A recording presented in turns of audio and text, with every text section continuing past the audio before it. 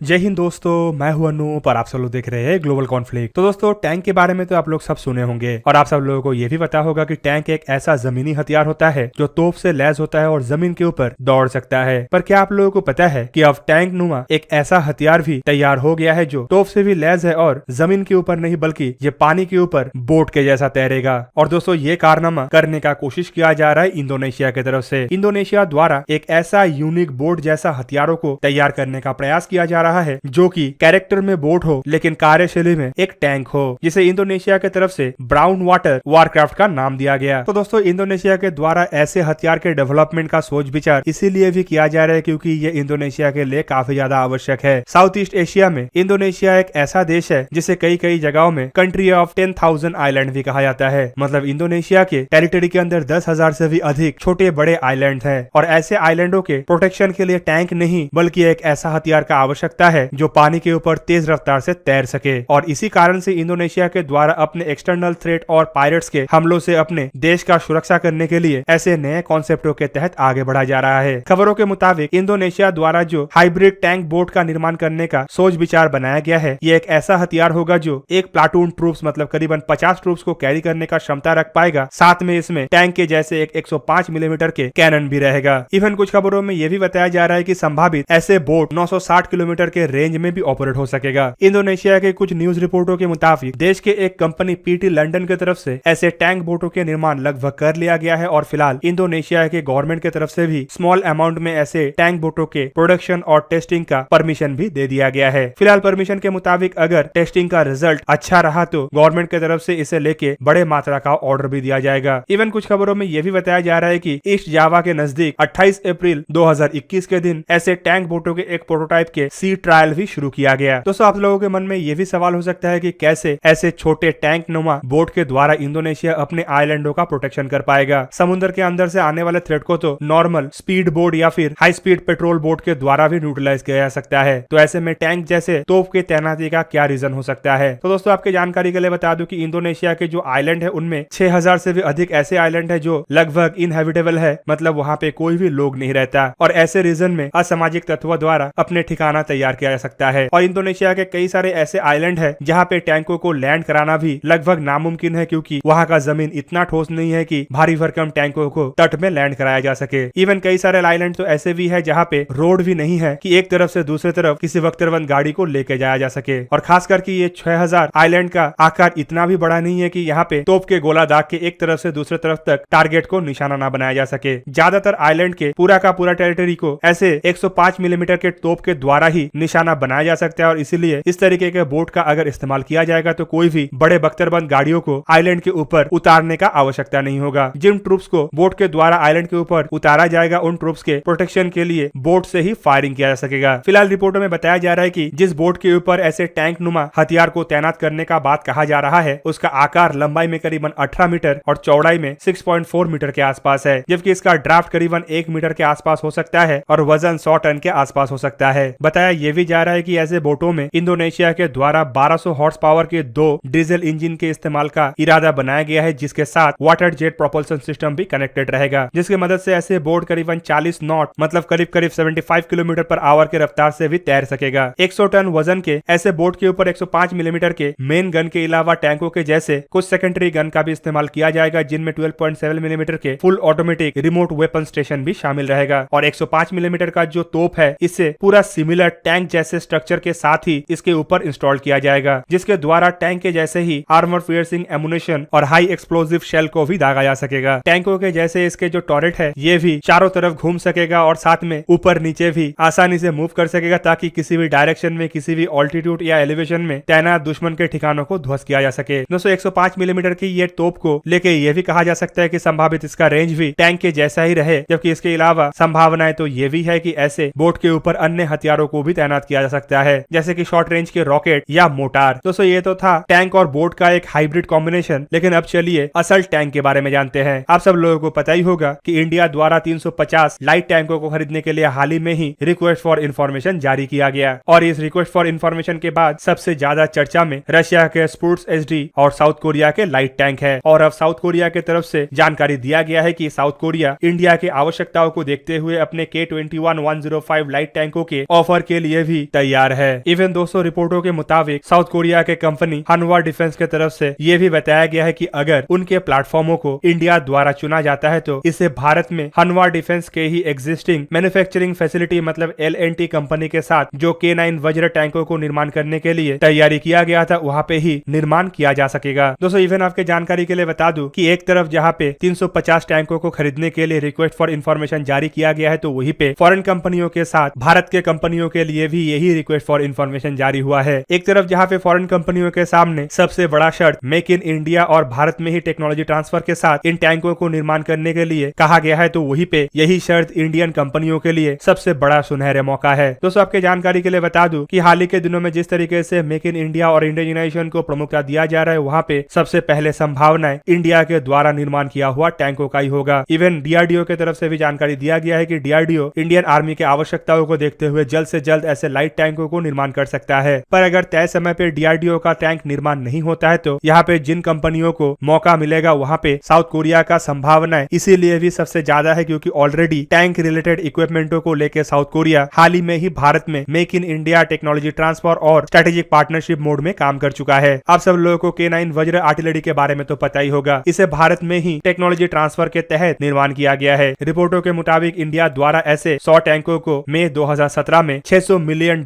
की लागत से साउथ कोरियन कंपनी से परचेज किया गया, जबकि इन टैंकों को भारत में LNT कंपनी द्वारा निर्माण किया गया है और इनमें से भी करीबन 50% इक्विपमेंट भारत के ही इंडिजीनियस कंपोनेंट है। दोस्तों आपके जानकारी के लिए बता दूं कि K9 वज्र में इस्तेमाल होने वाले करीबन 13,000 कंपोनेंट भारत के ही इंडिजीनियस मैन्युफैक्चररों के द्वारा तैयार किया गया है और इसके लिए भारत में 1000 से भी अधिक मीडियम और स्मॉल एंटरप्राइजेस काम कर चुका है। कुल मिला के LNT कंपनी के पास एक बहुत बड़ा सप्लाई चेन है और एक बहुत बड़ा प्रोडक्शन फैसिलिटी भी है। जबकि पहले के K9 टैंकों को लेके भी LNT कंपनी का परफॉर्मेंस काफी बेहतरीन रहा क्योंकि तय समय से पहले ही इन सभी व्हीकलों का डिलीवरी LNT के द्वारा आर्म फोर्सेस के लिए कर दिया गया। इवन बीच में खबर यह भी आया था कि LNT और DRDO ज्वाइंटली अपना खुद का इंडिजीनियस टैंक निर्माण करने की तरफ भी आगे बढ़ रहा है, लेकिन इसके ऊपर ज्यादा कोई बड़ा खुलासा नहीं हुआ। पर साउथ कोरिया की तरफ से जो K21-105 लाइट टैंकों का ऑफर किया जा रहा है इसे लेकर साउथ कोरियन कंपनी हनवा डिफेंस का यह भी मानना है कि यह भारत की आवश्यकताओं को संपूर्ण रूप से पूरा कर सकेगा। भारत के रिक्वेस्ट फॉर इन्फॉर्मेशन के मुताबिक टैंक 25 टन से अधिक भारी नहीं होना चाहिए, साथ में ये 3 क्रू मेंबर से ऑपरेट होने वाला टैंक होना चाहिए और साथ साथ ये दिन और रात दोनों कंडीशन में ही ऑपरेटेबल होना चाहिए। इसके पास fire power, protection, surveillance, communication जैसे कैपेबिलिटी भी होना चाहिए और साथ में टैंक के गन से एंटी टैंक गाइडेड मिसाइल को फायर करने का भी कैपेबिलिटी होना चाहिए। दूसरी तरफ अगर K21-105 टैंकों को देखा जाए तो इसमें 105 मिलीमीटर के एक तोप को लगाया गया है जिसे लेके कई बार परीक्षण भी किया गया है और दोस्तों इस तोपों के द्वारा एंटी टैंक गाइडेड मिसाइलों को भी फायर किया सकता है जो मैक्सिमम 10 किलोमीटर के रेंज तक टारगेट को निशाना बना सकता है। दूसरी तरफ इसके 120 मिलीमीटर वेरिएंट को लेके भी साउथ कोरिया के द्वारा काम किया जा चुका है जिसे लेके साउथ कोरिया का कहना यह है कि ऐसे तोप से भी एंटी टैंक गाइडेड मिसाइलों को फायर किया सकता है। मतलब एक तरीके से देखा जाए तो ये भारत के पहले कुछ इनिशियल आवश्यकताओं को पूरा कर सकता है। जबकि टैंकों के वजन और क्रू संख्या को लेकर भी साउथ कोरिया का कहना है कि ये 25 टन के अंदर है और इसे ऑपरेट करने के लिए सिर्फ 3 क्रू मेंबर की आवश्यकता है। मतलब भारत के इनिशियल जितना भी रिक्वायरमेंट है संभावित इसमें ज्यादातर ही साउथ कोरिया के ये डिजाइन पूरा कर सकेगा। लेकिन देखना यह भी है कि टेक्नोलॉजी के मामले में, फायर पावर के मामले में, प्रोटेक्शन के मामले में और मोबिलिटी के साथ साथ हाई ऑल्टीट्यूड टेरेन में ऑपरेशन के मामले में ये कितना हद तक इंडिया की आवश्यकताओं को पूरा कर सकेगा। दोस्तों ये तो आने वाले समय में ही कहना संभव हो पाएगा कि भारत द्वारा सबसे ज्यादा तरजीह किस टैंक को दिया जाएगा। जबकि अब तक विदेशी टैंकों में रशिया और साउथ कोरिया के टैंकों को लेकर ही चर्चा हो रहा है, जबकि दुनिया के और भी कई सारे ऐसे देश है जो बेहतरीन लाइट वेट का टैंक निर्माण कर रहा है और जिसे सालों से इस्तेमाल भी किया जा रहा है। तो दोस्तों ये था आज का वीडियो। अगर आपको वीडियो अच्छा लगा तो इसे लाइक कीजिए और मेरे चैनल को सब्सक्राइब कीजिए और साथ में बना हुआ बेल आइकन को भी प्रेस कर दीजिए ताकि आप मेरा वीडियो देख पाए सबसे पहले। जय हिंद।